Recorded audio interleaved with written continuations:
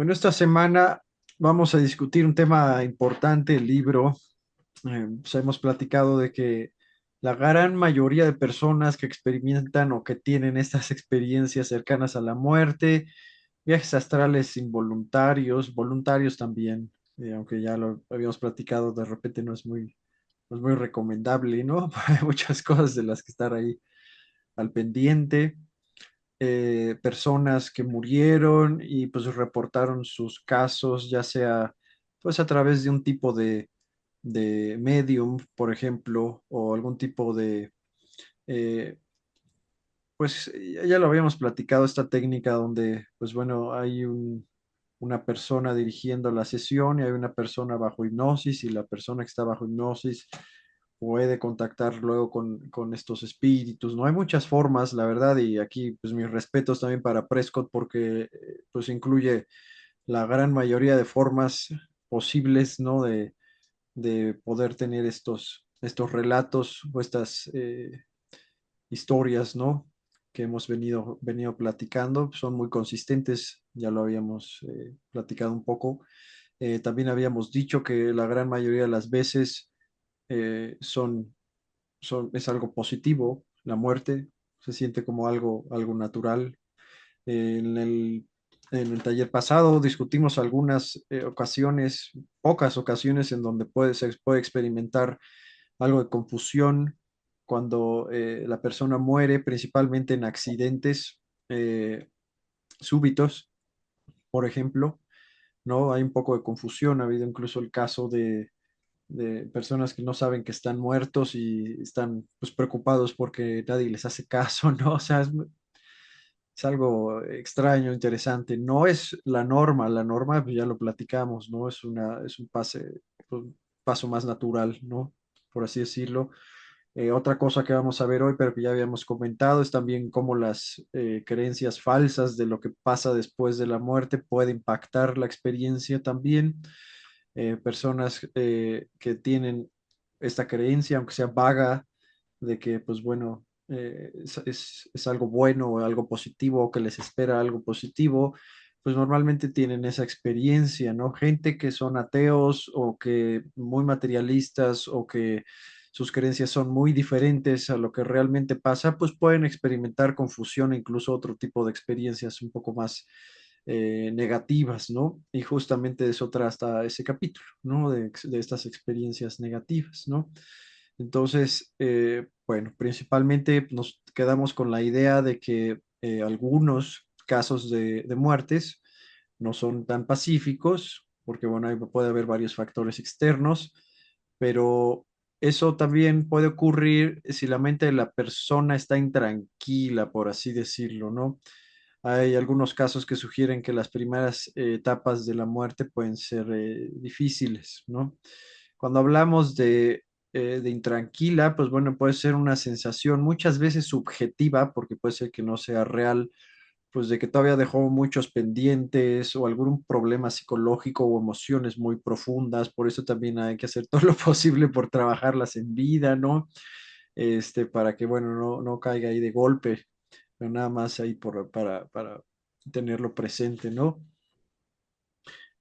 Nos da este Prescott al principio del capítulo eh, un testimonio de un señor que se llamaba Howard Storm. Él tuvo una experiencia cercana a la muerte. eh, y bueno, él comenta que pues, fue muy idealista de joven, ¿no? Pero de repente su vida fue volviéndose como más nihilista, o sea, de que no le veía un sentido, un significado profundo, un significado trascendental a la vida. Después cayó en el hedonismo y el cinismo, ¿no? O sea, pues básicamente para la vida no vale nada, ¿no? Entonces, en 1985, pues todavía algo joven, ya era adulto, pero todavía estaba joven, sufrió o experimentó o tuvo una experiencia cercana a la muerte porque se le perforó el duodeno. Y bueno, él cuenta que se sintió de maravilla justo después de morir porque ya no tenía el dolor, la experiencia habitual al principio que ya hemos escuchado, o sea, la separación del cuerpo, etcétera. Pero después empezó a oír a varias personas fuera de la habitación llamándolo por su nombre, ¿no? Ya le decían, bueno, es hora de irse, date prisa, pero había algo dentro de él como que no lo hacía sentir como con confianza, ¿no? Pero bueno, escuchó su nombre, salió de la habitación y se encontró en un pasillo muy oscuro, gris y borroso, con un toque pues prácticamente surrealista, según cuenta el caso, ¿no? Y bueno, fue siguiendo a esta gente en este pasillo y se iba oscureciendo, ¿no? Hasta que se encontró en completa oscuridad, rodeado por una multitud de personas y con mucho miedo. Entonces, la multitud de repente se alocó y empezó a empujarlo y a jalarlo, a golpearlo, ¿no? Y todos estaban gritando. Y pues él, aparte de confundido, pues estaba aterrado, ¿no? Pues una experiencia fea, ¿no? Y bueno, una voz eh, le dijo, rézale a Dios. Y decía yo, pues, y él decía, pues yo no rezo, ¿no? Yo no creo en Dios, ¿no? Pero reza, le repetía la voz, ¿no? Y bueno, y lo hizo, y cada vez que mencionaba a Dios, esta multitud se enojaba mucho, ¿no? Y le gritaba, no hay Dios, no hay Dios, le gritaba, ¿no? Nadie puede oírte, ¿no? Pero al mismo tiempo se alejaban de él, ¿no? Que era curioso. Entonces, la mención de Dios, pues para ellos les resultaba insoportable. Entonces, en ese momento, como que algo cambió, eh, pues prácticamente pues sí, traté de recordar ahí cualquier oración que tenía y traté de hacerla con la mayor convicción posible que nunca había tenido en su vida prácticamente, ¿no? Y algo cambió, ¿no?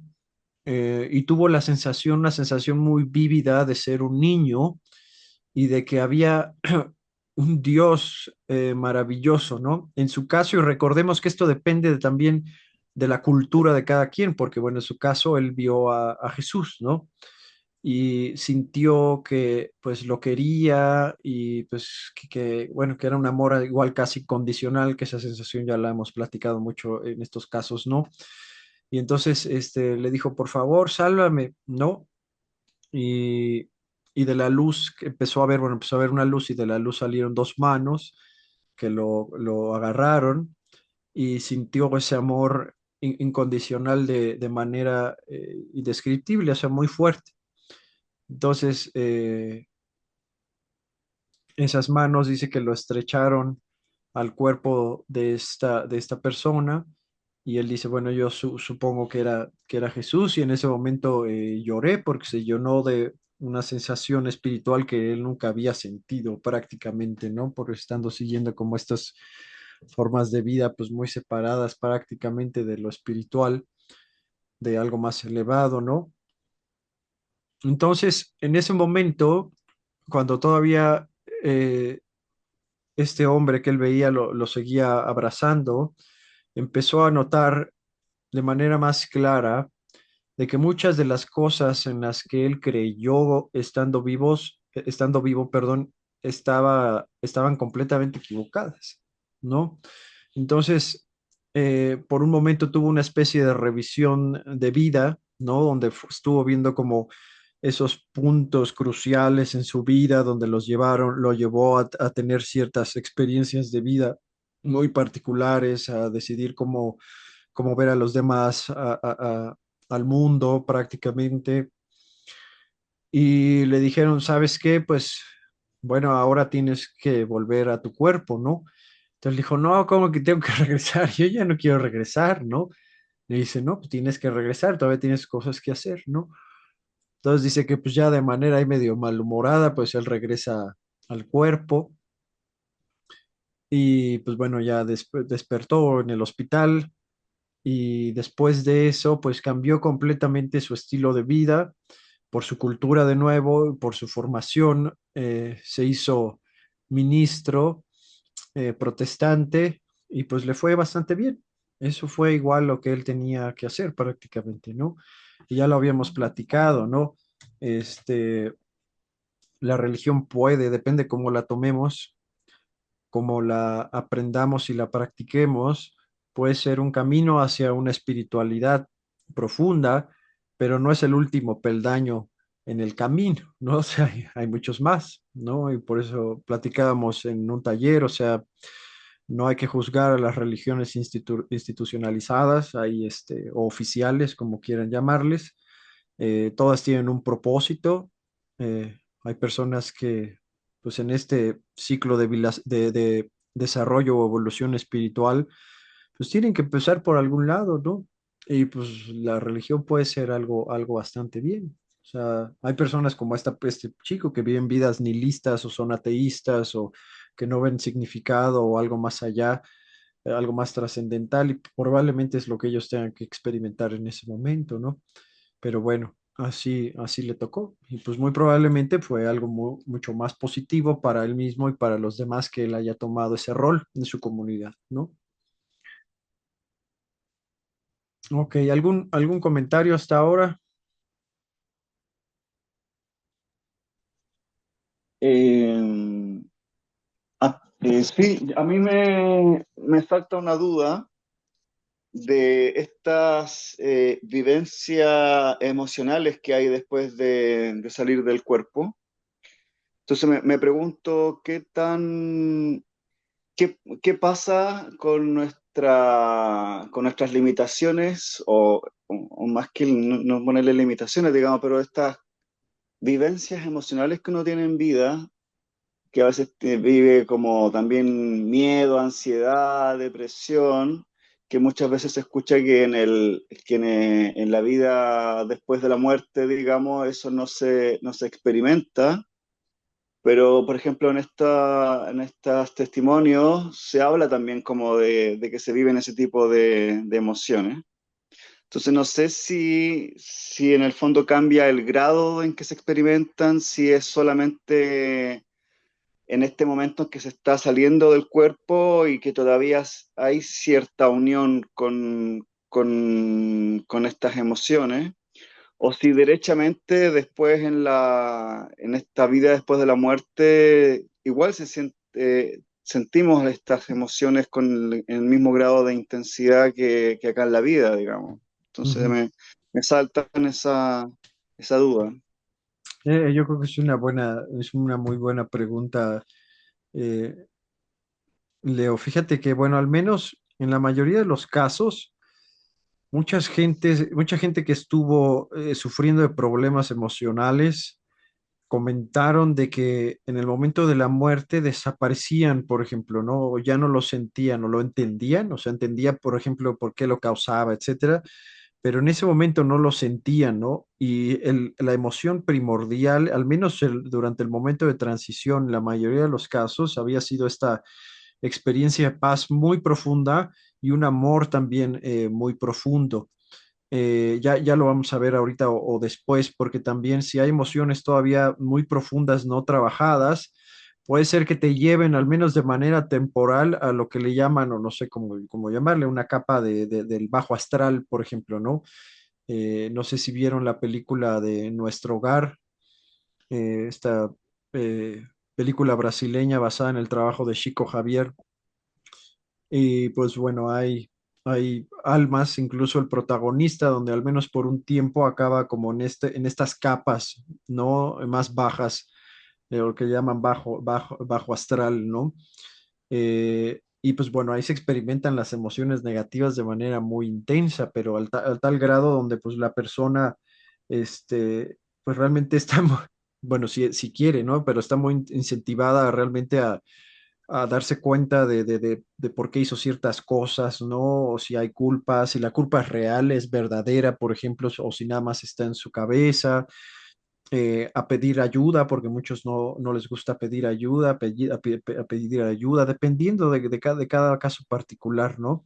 Y después, digamos, ya después de haber hecho la transición completa, pues no necesariamente se tiene que pasar por el bajo astral también, o esta capa más baja. También mencionan de que, pues bueno, cuando hay esta revisión de vida voluntaria, pues sí se sienten las emociones todavía, aunque dicen que se tiene mucho más control de ellas y tienen un poco un propósito más práctico, ¿no? Tanto aquí hay veces que pues estamos sufriendo a lo menso, ¿no? O podemos tener ansiedad de repente eh, o no hacemos mucho para trabajarlo, o nosotros mismos, pues no tenemos control de la emoción y permitimos que eso nos controle, etcétera. Parece que allá, al menos por este tipo de casos, se ve que sí se sienten, pero hay mucho más control, ¿no? Y parece que en términos generales es una experiencia mucho más balanceada, y en términos emocionales yo me iría un poco más a lo que nosotros consideramos positivo, ¿no? Eso igual es una muy buena pregunta, Leo. Igual de eso vienen capítulos también más adelante, porque ya hay una descripción también de qué es lo que pasa ya cuando se hace la transición completa. Eh, pero bueno, hay que mencionarlo. Yo acuerdo haber leído en este libro de La vida después de la muerte, de este otro autor que se llama Stratford Beatty. Él hace un listado de 25 puntos principales de todas sus investigaciones, y es muy interesante porque, bueno, hay gente que, por ejemplo, que tiene pensamientos negativos de manera recurrente ya estando en ese plano, y dicen que parece casi como si tuviera una especie de nube oscura, ¿no? Detrás de ellos, ¿no?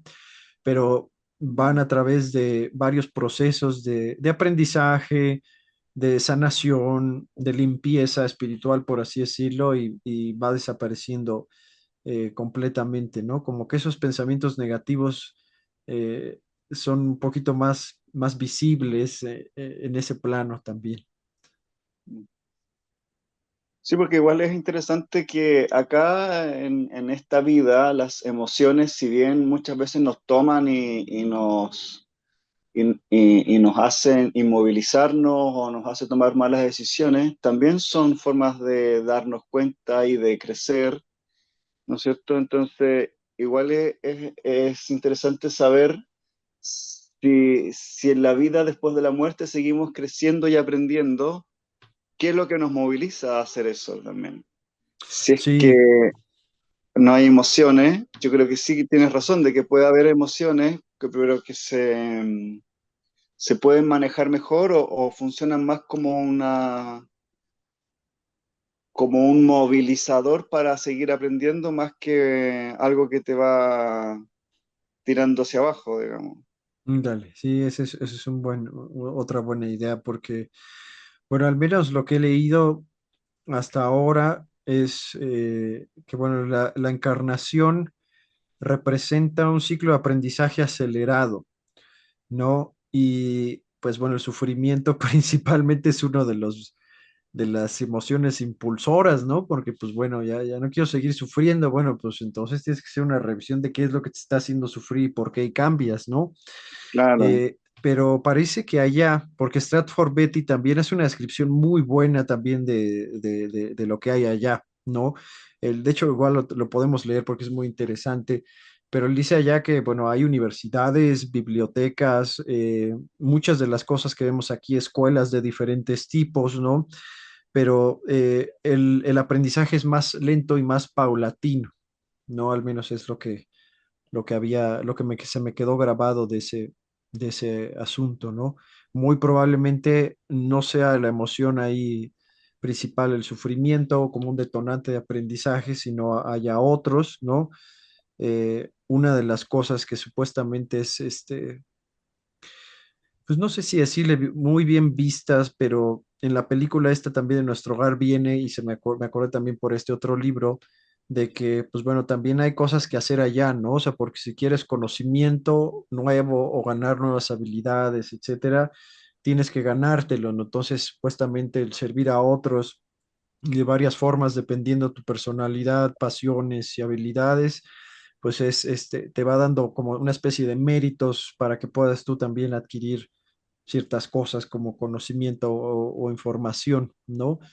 Entonces, pues yo creo que no es muy diferente realmente en cuestiones de aprendizaje, pero posiblemente la intensidad y la rapidez de ese aprendizaje podría ser. Mm. Listo. Ey,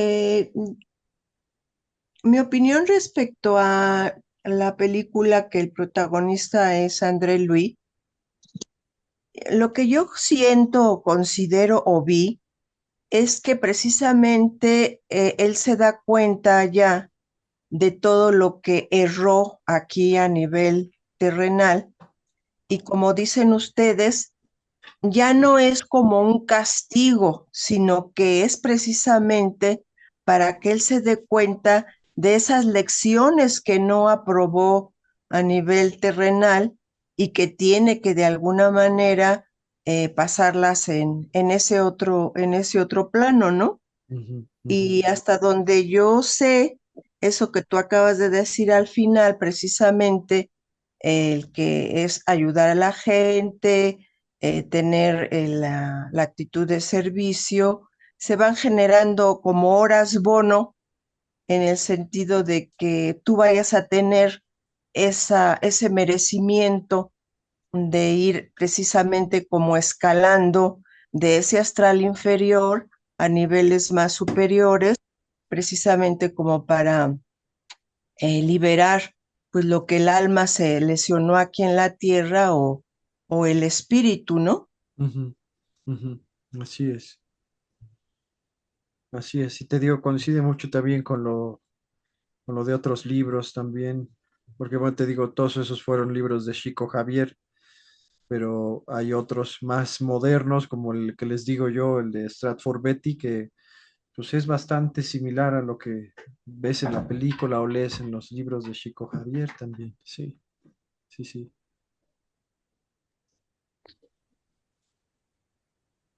Otro comentario rápido.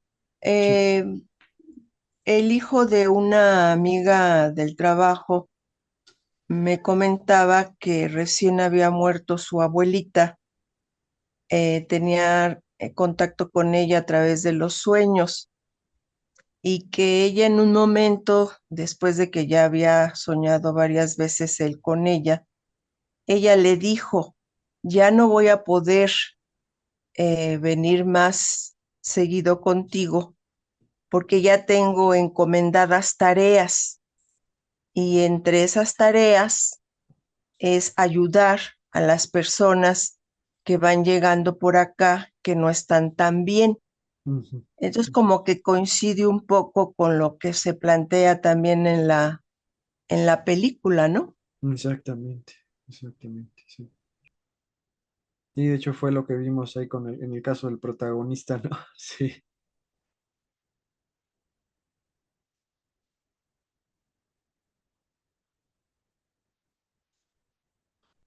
Ok, pues continuamos en esa línea. Bueno, Prescott sí, sí hace una nota de él, dice que él no interpreta esta experiencia y algunos similares en términos cristianos, lo está aclarando, ¿no?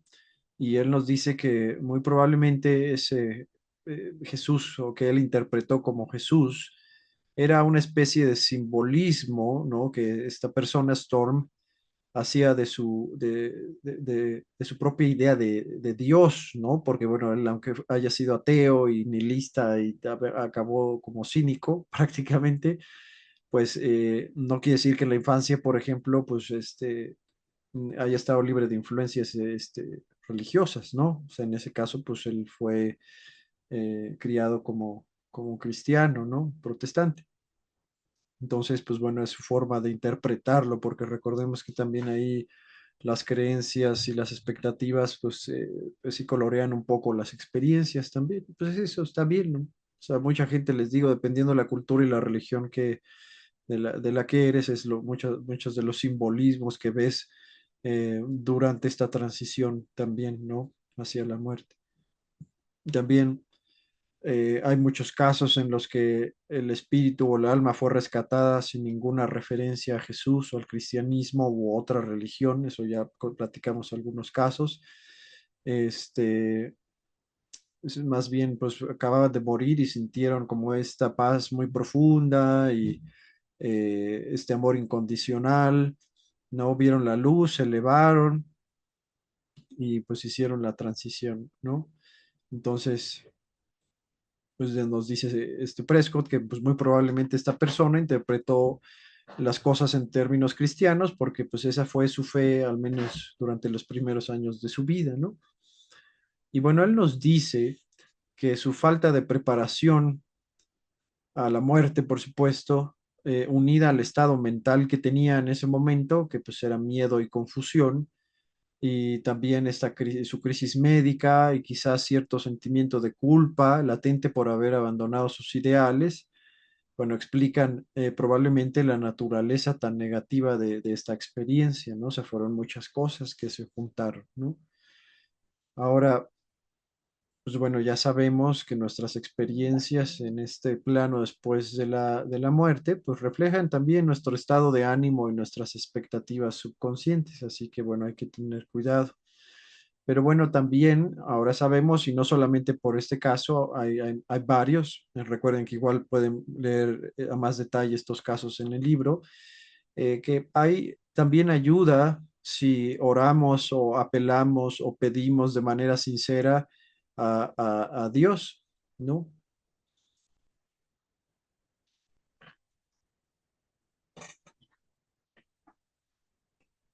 Y bueno, tenemos otro investigador que cita aquí Prescott, que se llama Robert Krukol, y nos dice que cuando un hombre muere repentinamente, su conciencia tiende a ser pues un poco confusa, ¿no? En el sentido de estar como en una especie de estado entre la vigilia y el sueño. Y él dice que en su entorno, de este tipo de casos, incluyen dos tipos diferentes de objetos, por así decirlo. El primero consiste en dobles, como dobles de objetos físicos en el que hay en su entorno en ese momento. Y después el segundo grupo de elementos de su entorno consiste en imágenes mentales, como las que vemos en los sueños más que nada, ¿no? Entonces es un estado un poco extraño, ¿no? Un poco psicodélico, incluso dependiendo del caso, ¿no? Eh, entonces, bueno, eso hay que considerarlo en el caso de Storm que vimos también, ¿no? Porque como dice también este Leo, y pues tiene razón, igual el estado emocional es importante también en el momento de la muerte. E incluye cosas subjetivas, ¿no? Antes de que se haga la transición. Bueno, tenemos otro ejemplo de una persona que murió en un accidente de coche. eh, Vio un lugar a la sombra, él decía, como un mundo tenue y sin forma, que estaba poblado por como una especie de miasma de emociones terrenales y las proyecciones inconscientes de sus habitantes. Eso es muy extraño porque de nuevo es un poco como este estado medio onírico de sueño, donde estás viendo ahí como cosas simbólicas. No es muy claro, les digo, pues, igual porque pues está tratando de escribir algo que pues muy probablemente no sea tan descriptible, ¿no? O también otro relato cuenta que vio un gran vacío que no parecía nada en absoluto, como el espacio exterior, que estaba flotando, y pues tenía mucho miedo porque no sabía en dónde estaba ni qué estaba pasando. Eso fue una muerte, una experiencia cercana a la muerte, ¿no? Fue algo muy repentino también. Entonces no sabía qué estaba pasando, había mucha confusión. Y después, cuando ella empezó a sentir más miedo, eh, llegó, como decía ella, desde lo más profundo de mi ser, dije, Dios, Dios, y cuando lo hice, fue como si un relámpago golpeara mi cabeza, atravesando todo mi cuerpo, y me sentí, se llena de energía y viva, y la luz que yo vi y sentía en ese momento, dice, era todo conocimiento, todo amor, toda vida, toda belleza, etcétera, ¿no? O sea, este tipo de sensaciones ya las habíamos escuchado en experiencias cercanas a la muerte más normales, ¿no? Bueno, entonces, bueno, podemos ver particularmente que sí hay una diferencia entre un fallecimiento repentino y uno tranquilo y preparado, aunque no todos los fallecimientos repentinos pueden tener estos aspectos, pues, de confusión y con algunas cosas negativas, ¿no? Como, bueno, nos comparte Prescott también, ¿no? Pero bueno, parece que, bueno, el shock de una muerte no natural puede dificultar adaptarse a las nuevas circunstancias, pero solamente es una dificultad temporal prácticamente, ¿no? Y nos dice Prescott, bueno, así parece que una actitud de incredulidad hacia vacía, una incredulidad vacía en cualquier vida futura, o sea, espiritual futura o la vida después de la muerte, un estado emocional muy reprimido y poderoso, el shock de una muerte violenta puede hacer que la muerte sea difícil y dolorosa, de nuevo, aunque sea solo temporalmente. También personas que han tenido experiencias cercanas a la muerte nos cuentan que se han encontrado con espíritus que parecían confusos o perdidos y que aparentemente, o así los percibían ellos, estaban como soñando o no se movían, ¿no? Eh, Incluso cuando la transición inicial es pues, relativamente fácil, es posible que asuntos no resueltos de la vida terrenal resurjan y puedan provocar problemas en la transición también, ¿no? También este Prescott comparte un relato de un manuscrito de Alice Stringfellow del siglo XIX. Eh, bueno, nos dice que esta persona al momento de morir se sentía como pues alegre prácticamente, pero al cabo de un tiempo eh, los recuerdos de su vida empezaron como a ensombrecer ese estado emocional alegre, ¿no? Entonces dice, no pude ver más que mi pasado, prácticamente estaba como clavada o obsesionada con lo que hice, con lo que no hice, ¿no? Etcétera, etcétera. Recordé cómo traté mal a los demás o sin consideración o de manera muy poco amable, 2 años que malgasté o que desperdicié cuando pude haber hecho cosas que pues eran de más ayuda para los demás, por ejemplo, ¿no? Pero de nuevo ella comenta que eso fue temporal, ¿no? Como que entró en este ciclo de pensamientos negativos y estuvo así un rato hasta que, pues bueno, vio la luz, fue hacia ella, sintió esta paz muy profunda, pero bueno, la regresaron porque todavía no le tocaba prácticamente, ¿no? Pero bueno, eh, también, bueno, hemos visto que drogas psicoactivas pueden producir experiencias pues negativas, incluso similares luego a estas muertes repentinas también de nuevo, porque parece que está todavía en ese estado entre vida y muerte, por así decirlo, ¿no? Entonces, pues vemos muchas proyecciones internas en el entorno también, ¿no?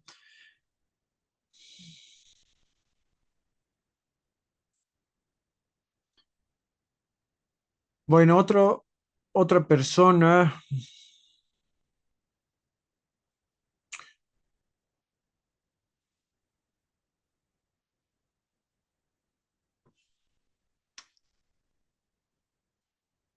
Ok, bueno, esta persona, fíjense que sacó un documental en Netflix recientemente. No sabía que él había escrito un libro enfocado a estos temas, pero se llama Graham Hancock y el documental se llama Apocalipsis Antiguo o algo así, no recuerdo el nombre exactamente. En el último documental sale Keanu Reeves, por cierto. Y bueno, se están enfocando, este es un paréntesis rapidísimo, se enfocan un poco, suena muy dramático el nombre, pero se enfocan en varios eventos catastróficos que se dieron hace aproximadamente 12.000 años, durante esta época que le llaman las dríadas jóvenes, donde parece que pasaron muchas cosas naturales muy fuertes y había, en teoría, pues ya civilizaciones relativamente avanzadas, ¿no? Que pues bueno, básicamente regresó a la civilización casi a la edad de piedra, ¿no? Véanlo porque está muy interesante también, también te abre un poquito la mente y a cuestionarte de que pues muy probablemente la historia oficial que conocemos de la gran mayoría de cosas pues no sea como nosotros lo vemos, ¿no? Hay un aspecto cíclico también en los asuntos históricos. ¿no? Así que bueno, se los recomiendo, pero en este caso, en este libro que bueno, se llama Sobrenatural, afirma que las pinturas rupestres conservan un registro de las experiencias alucinatorias de los chamanes prehistóricos. Esto puede ser, sí, en algunos casos, y también dice que en estas se pueden encontrar insectos, serpientes, pequeñas criaturas no humanas con cabezas de formas extrañas, incluso cosas que hemos interpretado como supuestos extraterrestres, ¿no? Etcétera, etcétera. Y nos dice Prescott que a veces una búsqueda de visión somete al chamán a una vivisección en la que se abre el cuerpo del alma, por así decirlo, y se le introducen objetos desconocidos, algo similar a lo que se cuenta también en algunos casos de abducción. Pero esto es igual, eso es una interpretación también, porque hay un término en varias tradiciones chamánicas donde tienen esta visión, donde se abre el cuerpo del alma y quedan, por ejemplo, solamente como un esqueleto o como un ser de luz, no sé, hay muchos tipos de visiones diferentes, pero prácticamente es como ser desnudado hasta los huesos, ¿no? Para ellos, en las tradiciones chamánicas, digamos, llegaste a un punto donde pues has limpiado tu espíritu, tu mente, tus emociones a tal punto de que pues bueno, puedes ir más allá en tu desarrollo espiritual y ver las cosas de manera más clara, ¿no? Ver no solamente lo superficial, sino también estos aspectos más sutiles de la realidad. Muchos de ellos después de esto pues se volvían casi como psíquicos o podían sanar a la gente, dependiendo de nuevo el tipo de chamanismo y la persona en particular también. Pero bueno, ¿algún comentario hasta ahora?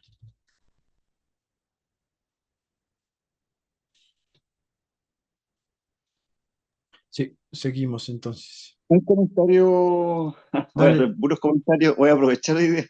dale, Leo, desquítate. Me voy a quitar, claro. No, quedé pensando en esto como de las experiencias de confusión o de miedo que hay después de la muerte, a veces por las creencias que tenemos, ¿no es cierto? O por la forma en que la persona muere, que qué tan, pregunta es como, ¿qué tan ligado podría estar esto con el duelo en el fondo? Sí, muchas veces los que quedan a veces viven el duelo de manera muy en paz y otras personas viven el duelo de manera más dramática, digamos, y dura mucho tiempo también a veces el duelo. Entonces, me pregunto si quizás los que hay una unión, digamos, en el fondo, el grado de confusión o de temor que puede tener la persona que partió, puede ser que se ligue con el grado de duelo que tengan las personas que queden, digamos. No sé si se ha escuchado como de alguna relación entre una cosa y la otra, digamos. Como que viven el proceso en conjunto, no sé cómo decirlo. Fíjate que es muy curioso, Leo, vamos a llegar a ese punto también, pero de nuevo igual estoy citando este otro libro de eh, Stratford Betty. Creo que también Joel Wheaton y Brian Weiss mencionan al respecto. Es muy interesante porque ellos dicen y coinciden todos de que cuando el espíritu, bueno, ya hizo la transición completa, este, ellos, por ejemplo, pueden ver a sus seres queridos si se enfocan en ello, no es algo muy extraño porque nosotros no lo experimentaron, no lo experimentamos así, pero que también pueden sentir si están pasando por un mal momento o están teniendo emociones, pues ya sea tristeza o enojo, etcétera, que puede ser durante el duelo, por ejemplo, y hay una resonancia también porque pues ellos están viéndolo y ellos pues también se sienten mal prácticamente, ¿no? Y Mm. parece que puede ser también a la inversa, ¿no? O sea, de que Puede ser que esta otra persona puede estar, tuvo una transición difícil o ya estando allá, pues está haciendo una especie de revisión de vida y hay un poco de culpa o algo por el estilo. Y acá también lo podrían sentir, ¿no? Este Prescott lo habla más detalle también más adelante, pero habla también de que, bueno, nosotros encarnamos y tenemos conexiones en vida, principalmente con personas que ya la hemos tenido en varias vidas diferentes, quiere decir que hay una conexión, porque esto también lo dicen estos libros, ¿no? Hay una conexión que nunca se rompe prácticamente, ¿no? Y bueno, hay conexiones que pues también hay que desconectar porque pues hay gente que nos viene a enseñar aquí otro tipo de lecciones, como pues personas patológicas o tóxicas, etcétera, ¿no? Entonces también hay que saber qué conexiones mantener y cuáles no. Pero normalmente esa conexión no se pierde y es mucho más profunda de lo que nosotros podemos considerar en vida, ¿no? O sea, yo creo que en ese plano espiritual es algo un poco más evidente, ¿no? Mm.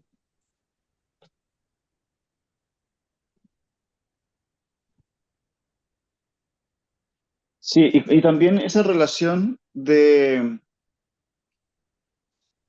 el fondo es interesante eso porque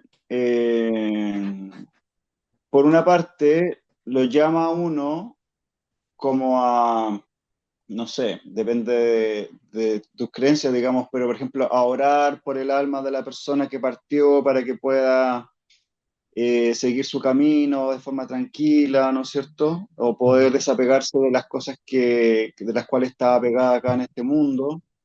Como uno ayudar, mientras uno esté tranquilo y consciente, poder ayudar a la otra persona que partió también a tener esa transición de manera más tranquila.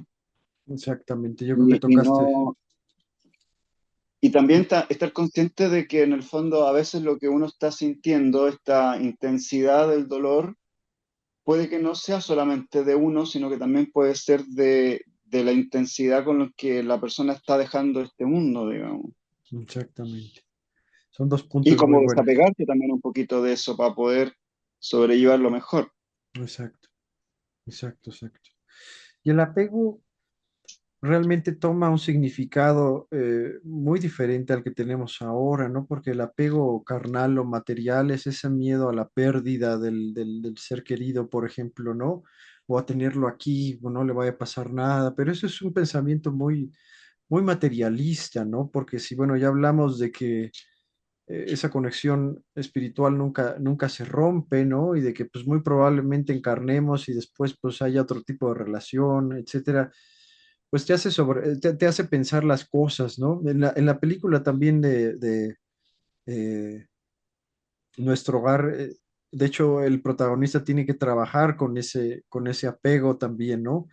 Ya le cuesta también mucho trabajo porque, no te estoy spoileando nada, Leo, pero nada importante, pero él ve que su esposa pues todavía era joven, ¿no? Se junta con otra persona, se vuelve a casar y al principio él ya habiendo hecho la transición, empieza a tener esta tormenta de emociones negativas, ¿no? Celos, apego insano o no sano, ¿no?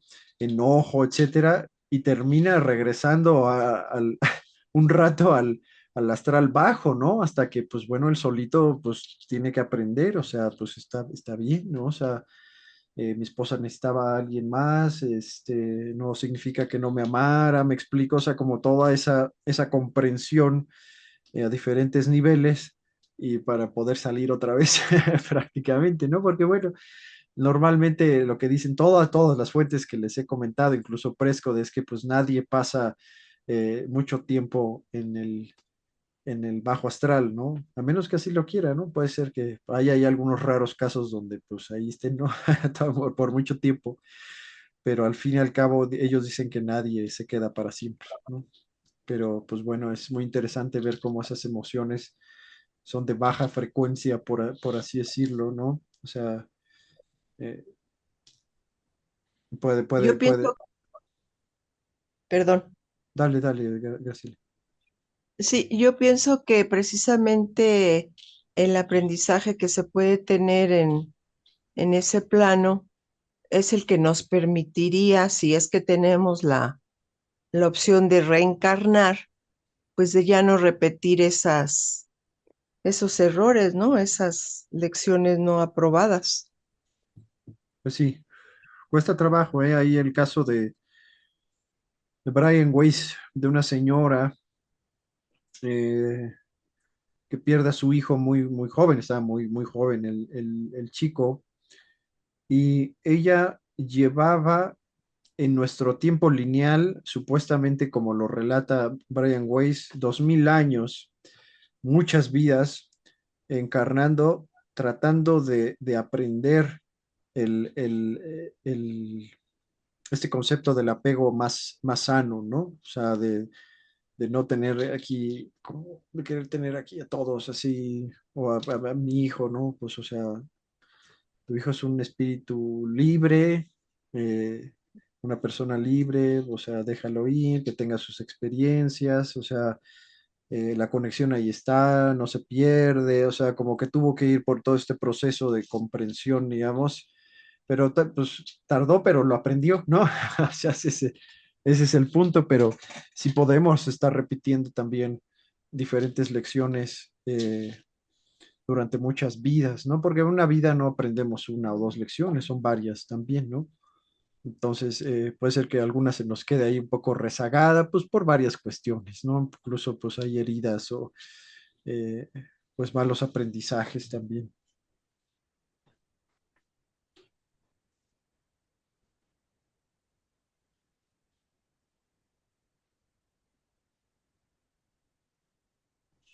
Pero bueno, a ver, seguimos aquí. También otro investigador, Michael Sabom, que bueno, se ha estudiado bastante las experiencias cercanas a la muerte y también otras personas en la misma línea nos han dicho que eh, de nuevo hay como esta diferencia entre las experiencias cercanas a la muerte espontáneas, o sea, que no se buscaron, que puede incluso darnos y comunicarnos verdades espirituales a la persona en sí que tuvo la experiencia y a otras personas que puedan escucharla o aprender de ella, pero las experiencias paranormales iniciadas deliberadamente, como con psicotrópicos, por ejemplo, o esta gente que ya hace viajes astrales como si fuera pues una práctica común, ¿no? O algo habitual, son en gran medida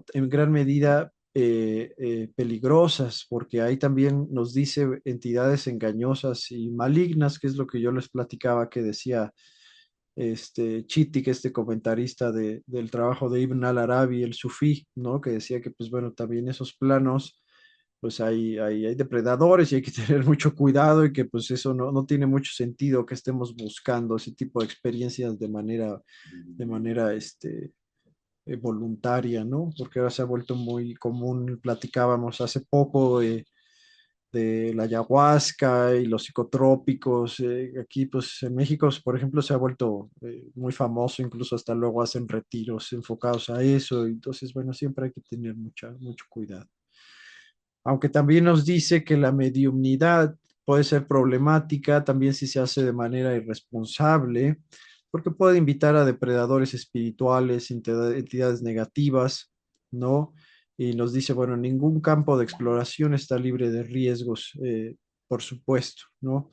Y esto, pues bueno, incluye todos los ejercicios de mediumnidad, o sea, desde lo que las personas pueden llegar a percibir, es cierto o no, cuestionarlo, canalizaciones, sesiones espiritistas, ver el futuro, entre comillas, de la gente, ¿no? Siempre hay que tener mucho cuidado, ¿no? Porque les digo, si se necesita quién sabe cuántos años aquí para aprender, para ser un buen médico, pues imagínense para una persona que tiene una percepción de la realidad pues mucho más expandida, pues necesita una cantidad de conocimiento impresionante para no caer en este tipo de trampas, ¿no? Entonces, bueno, es básicamente en todos estos casos pues tener una mente sana, emociones sanas, trabajar en nosotros mismos y decía aquí Prescott, pues bueno, eh, antes de explorar lo oculto, pues se necesita muchísimo conocimiento y pues bueno, muchas veces no es recomendable para la mayoría tampoco, ¿no?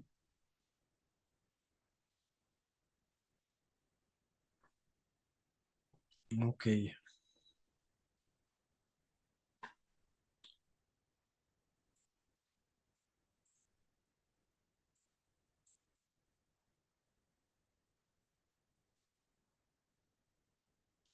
Ok, bueno, también dice el otro lado que algunas experiencias chamánicas, pues así como pueden ser desagradables en algunos casos, también pueden conducir al desarrollo de poderes espirituales o de habilidades que le dura para toda la vida, como les platicaba, ¿no? Como ver estos aspectos más sutiles de la realidad, se vuelven sanadores, etcétera, ¿no? Pero bueno, ellos lo hacen igual con mucho cuidado, con mucho conocimiento de sus ancestros, etcétera, ¿no? Eh, y pues bueno, o sea, siempre hay que considerar ambos lados, pero por cualquier cosa estar muy informados, ¿no?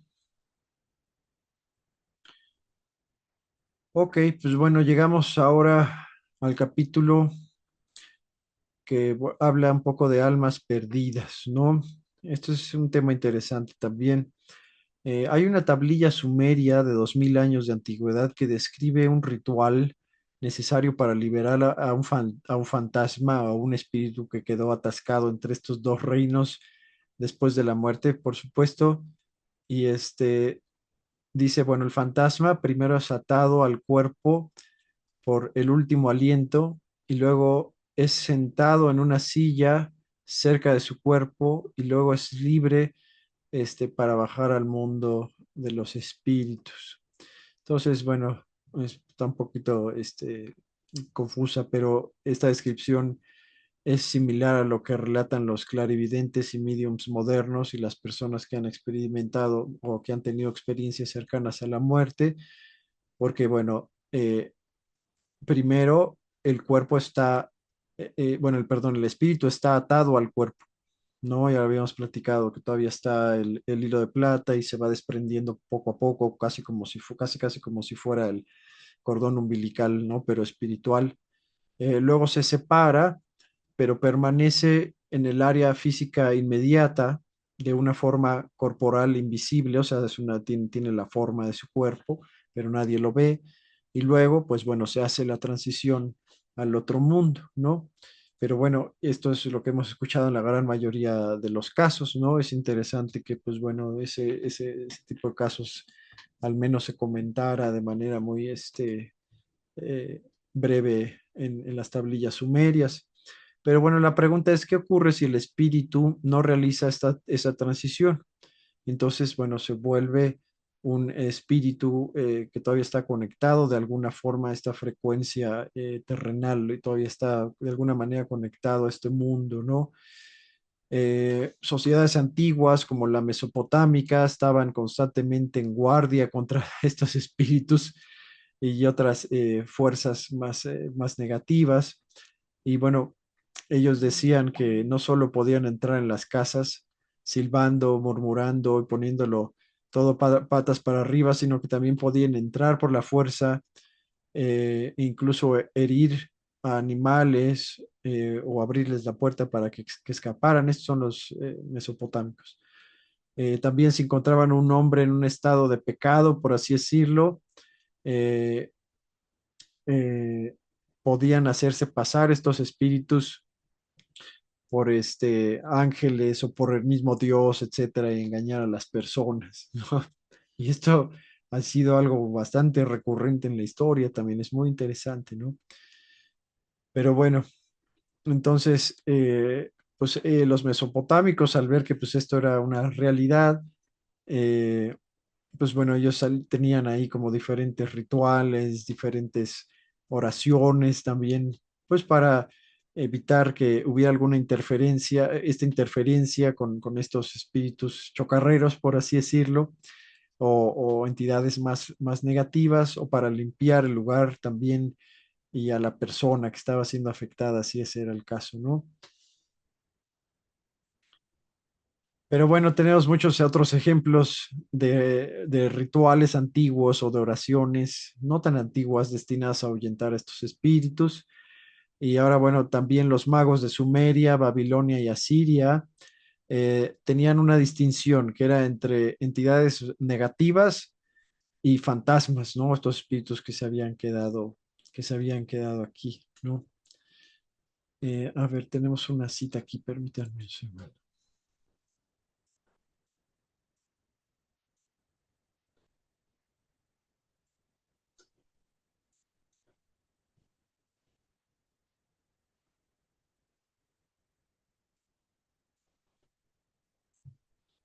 Espérenme, porque no lo encuentro.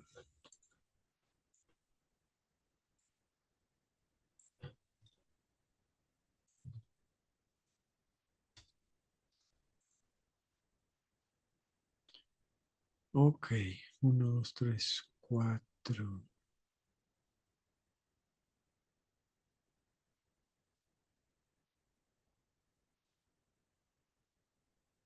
Ok, déjenme compartirles la pantalla.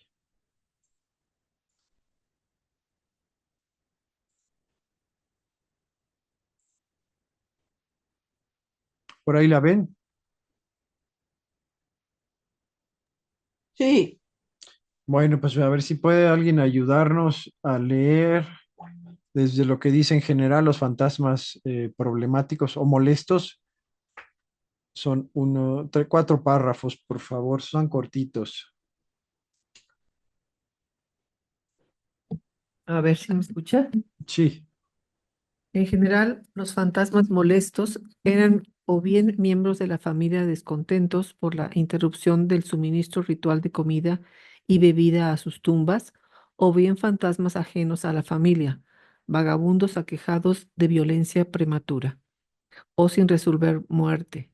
Algunos fantasmas se describían con la frase como un vivo, que según Finkel probablemente significa que el espectro debe estar vestido y así por un minuto podría pensarse que es una persona viva pero desconocida. Recordarán que las apariciones vistas en tiempos modernos, los demonios que entran en una casa poniéndolo todo patas arriba se parecen mucho a los poltergeist. Por su parte, los demonios que entran en una casa poniéndolo todo patas arriba se parecen mucho a los poltergeist. se Naturalmente, repitió, se ¿verdad? repitió, sí. Naturalmente tenemos que preguntarnos hasta qué punto esta angustia era puramente psicológica. Yo diría que en gran parte sí.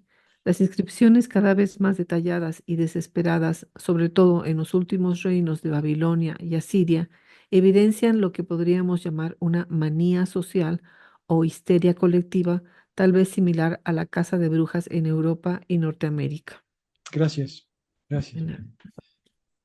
Bueno, eso es algo a considerar también, un poquito, ¿no? Se hace un contagio ahí social, un meme, una idea que se vuelve ahí un poco viral y ya todo empiezan a tener ahí miedo de que pueda haber ahí fantasmas por todos lados, pero es interesante, ¿no? O sea, que estas civilizaciones antiguas lo tenían muy presente, ¿no?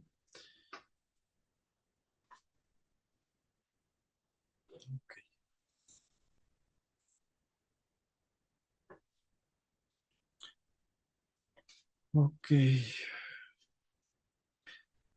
Pues bueno, tenemos otras culturas antiguas que incluso, bueno, todavía pues tienen sus tradiciones antiguas o ancestrales que nos dicen que hay muchos informes de espíritus no invitados que quieren comunicarse, algunos pidiendo un entierro apropiado, otros que tienen algo importante que decirle a los miembros de su familia, otros que no pueden ver la luz, están atascados por alguna razón. En este caso, bueno, uno de los pioneros en ayudar a espíritus que se quedaron un poco atascados, ¿no? Fue William Baldwin. Está su libro también, no recuerdo exactamente cómo se llama el nombre, pero bueno, está enfocado al descubrimiento que él tuvo, ¿no? A través de la hipnosis y un medium podía comunicarse con estas entidades que luego se le pegaban a las personas, ¿no? Porque se le pegaban porque encontraban como cierta familiaridad, algo que les atraía, etcétera. no necesariamente malos, pero muchas veces podían incluso pues influir en la persona, ¿no? O sea, por ejemplo, si les gustaba el whisky, pues bueno, de repente a la persona le salía las ganas de tomar whisky o comer cierto tipo de dulces o ver ciertos programas de televisión. Hay espíritus donde, pues bueno, sí murieron con una adicción muy fuerte y esa adicción fuerte también podría pasársela a esta persona a la que se le había pegado, ¿no? Entonces, pues bueno, pero no son malos realmente, ¿no? O sea, realmente no hicieron la transición, no saben por qué. Y William Baldwin desarrolló esta técnica para, pues, prácticamente darles una terapia psicológica rápida, por si todavía tenían cosas muy fuertes que trabajar y ayudarles a ver la luz e irse, ¿no? Él también comentaba que la oración es muy poderosa, también que incluso se puede ver con la oración, pues como seres de luz, no sé cómo llamarles, salían de una luz, ¿no? Y ayudaban de manera muy amorosa y tranquila a llevarse a este espíritu que había estado eh, pues vagando ya por un rato, ¿no?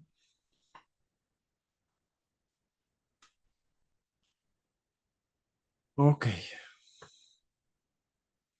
Y bueno, ya lo comentó ahorita el poltergeist, que bueno, ha sido un fenómeno pues muy estudiado, o sea, por mucho tiempo. De hecho, las investigaciones más interesantes salieron a principios del siglo XIX,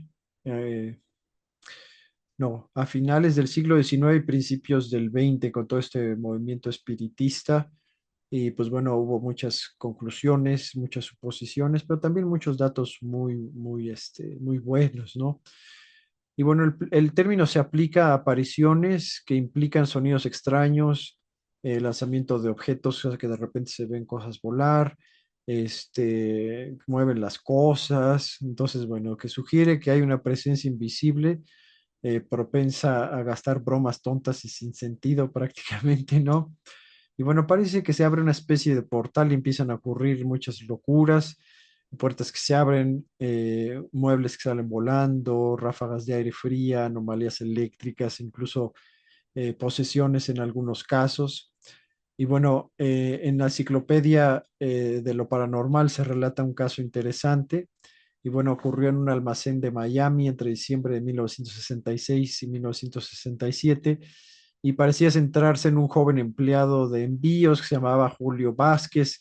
Y durante ese tiempo, pues muchos artículos que estaban apilados o cajas en las estanterías del almacén se caían y se rompían, incluso cuando no había nadie cerca.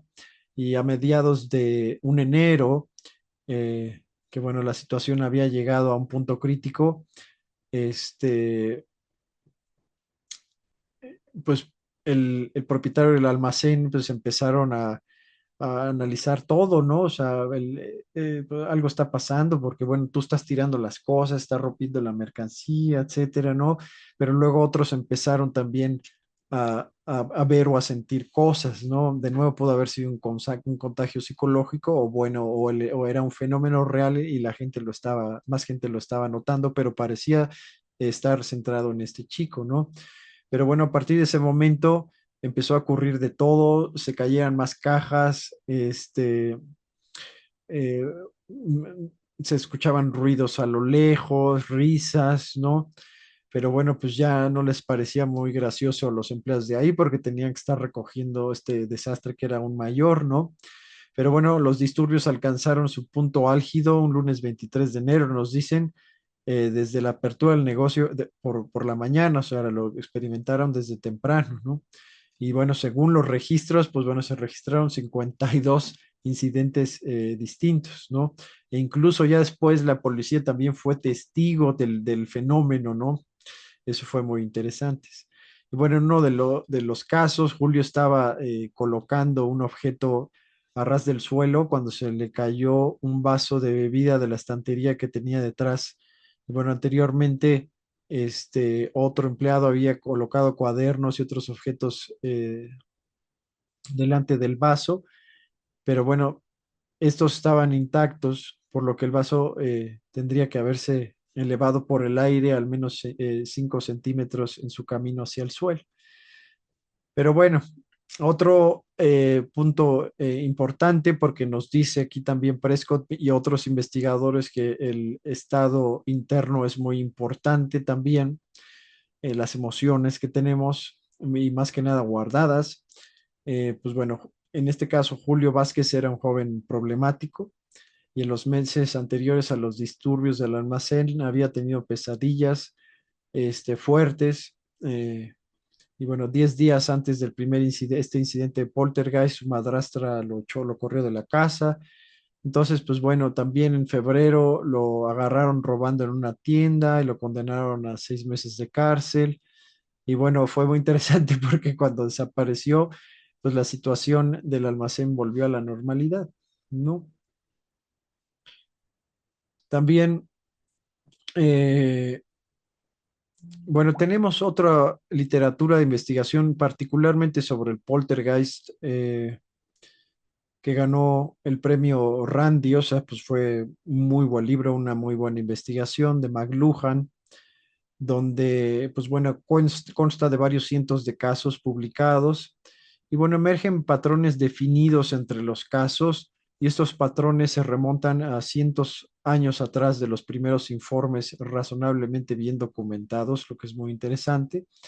Y por ejemplo, uno que es el caso de Epworth Rectory de 1716, Gott y Cornell, que son, bueno, las personas ahí que se describen en este caso, eh, descubrieron que casi la mitad, perdón, Gott y Cornell son investigadores también, descubrieron que casi la mitad de los casos de su base de datos empezaron con ruidos inusuales, chasquidos, golpes, estruendos. Y bueno, los fenómenos suelen centrarse en una persona joven, casi todos los poltergeist, que tienen, bueno, entre 8 y 20 años aproximadamente. Y bueno, es muy interesante porque en esa época hay muchos cambios hormonales y emociones muy intensas, me explico. Entonces puede ser que su actividad fisiológica y emocional esté conectada a este tipo de fenómenos también, ¿no? Pero bueno, dice, dado que el foco de los fenómenos suele ser un adolescente emocionalmente sobreexcitado y que la actividad a veces puede seguir a esta persona de un lado a otro, bueno, los parapsicólogos suelen argumentar que los poltergeist son proyecciones de la mente inconsciente. Dice, pero ¿estamos seguros, dice, que el adolescente quiera generar estos fenómenos? Y bueno, nos dice correlación no es causalidad. Además, la correlación no es perfecta, porque bueno, este investigador, Mordy, señala que Alan Gott descubrió que el 76% de los casos de poltergeist duraban entre 6 meses o menos, o sea, son temporales, y que las perturbaciones se centraban en individuos en concreto, y esto sugería la presencia de seres humanos, más mujeres que hombres, como focos prácticamente, ¿no? Pero bueno, mujeres jóvenes o pubertas o adolescentes. Sin embargo, el 24% de los casos de más larga duración, aproximadamente un año, no parecían estar relacionadas con un individuo y parecían estar más centrados en el lugar, ¿no? Eso es de casas embrujadas o no sé cómo quieren llamarle de repente, ¿no? También Ian Stevenson, que también se lo recomiendo mucho, otro investigador muy bueno, dice que, bueno, si bien la psicoquinesis de una persona viva como un adolescente con problemas podría explicar los casos a corto plazo, como los fenómenos relativamente simples o poltergeist simples, había otros mucho más complejos y en los que se sugería una inteligencia desencarnada basándose en las diferencias dentro de los casos, o sea, como que era más intenso prácticamente. Entonces, bueno, en lugar de suponer que un adolescente determinado está produciendo inconscientemente los fenómenos, pues se podría también argumentar con igualdad de plausibilidad que un espíritu malicioso se ha prendado de esa víctima y que le está siguiendo a todas partes. También podríamos suponer que la agitación de las emociones de estos jóvenes sirven de una especie de imán para atraer a estas entidades espirituales no deseadas, del mismo modo que se dice, pues de algunas prácticas psíquicas o mediums que pues no tenían mucha experiencia y también se les llega a pegar ahí algo, ¿no? Pero bueno, solamente para tenerlo presente. En ese caso, pues bueno, siempre ayudó a que la persona, la joven o el joven, regresaran a un equilibrio emocional, ellos mismos, que no fueran un foco de caos, porque lo platicamos en este caso de este joven Julio, pues bueno, su vida en sí era un caos, por ejemplo, y no estaba haciendo mucho para solucionarlo, ¿no? Pero cuando se empieza a trabajar en uno mismo, ¿no? Y el joven, bueno, los padres lo incentivan a tener más orden, más limpieza, que principios más elevados rijan su vida, más disciplinados, pues prácticamente pues se vuelve como una especie de protección en contra de este tipo de cosas, ¿no? Mientras más caos, emociones fuertes o intensas, descontroladas haya, pues literal, pues se vuelve un imán para entidades espirituales no deseadas, como dice Prescott, ¿no? Pero bueno, ¿algún comentario hasta ahora?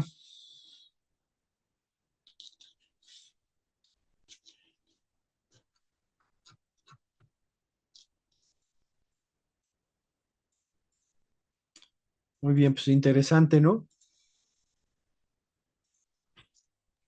Bastante. Sí, que no les dé miedo, ¿eh? Porque, pues bueno, el punto, la conciencia siempre, el conocimiento protege, ¿no? Prácticamente.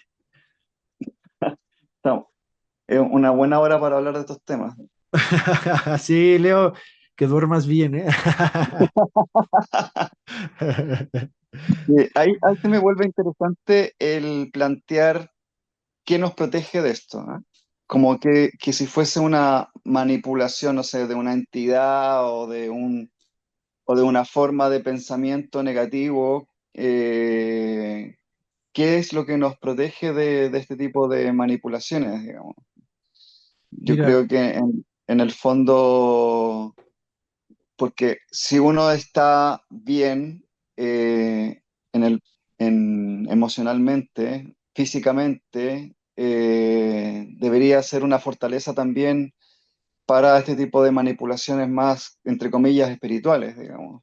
pues diste, yo creo que en el clavo, y lo vamos a ver más adelante también, Leo, porque es una de las cosas que se discuten en este libro y otro. La primera, el primer frente de protección es el conocimiento, o sea, saber de este tipo de cosas y mientras más mejor, puede ser que no nos guste mucho de repente, pero al menos saberlo ya es una protección también, es muy interesante también, ¿no? Y lo otro, y muy importante, por supuesto, es lo que dices, ¿no? O sea, tener esta más control sobre nuestros pensamientos y emociones negativas, porque bueno, siempre las vamos a tener, pero el punto es pues, no dejarnos controlar por ellas, ¿no? También es otro frente de protección. Hablan también de la oración, ejercicios de meditación, ejercicios como el Qigong, por ejemplo, también eso lo hemos visto, la práctica del Reiki, todo ese tipo de cosas, ¿no? Pero de lo más importante es conocimiento y pues emociones y pensamientos más balanceados, ¿no? Prácticamente, sí.